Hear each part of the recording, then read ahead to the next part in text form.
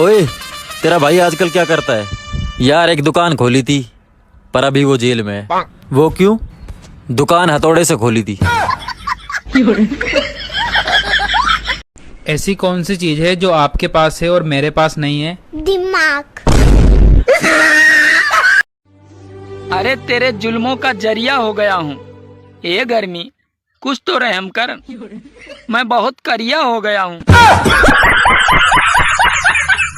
भाई आजकल ये इतनी गर्मी क्यों हो रही है? हर कोई चांद से मोहब्बत करेगा तो सूरज तो जलेगा ही ना। सबकी सेटिंग बिगड़ जाए, बोलो स्वाहा। जा चली जा, मैं तुझसे ब्रेकअप करना चाहता हूँ। हाँ हाँ कर लो, लेकिन एक बात सुन लो, तुम्हारे प्यार में ना मैं पागल हो गई, बर्बाद हो गई, लुट गई मैं।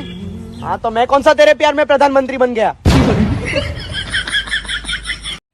असली गरीब वो है, सॉरी, असली गरीब मैं हूँ।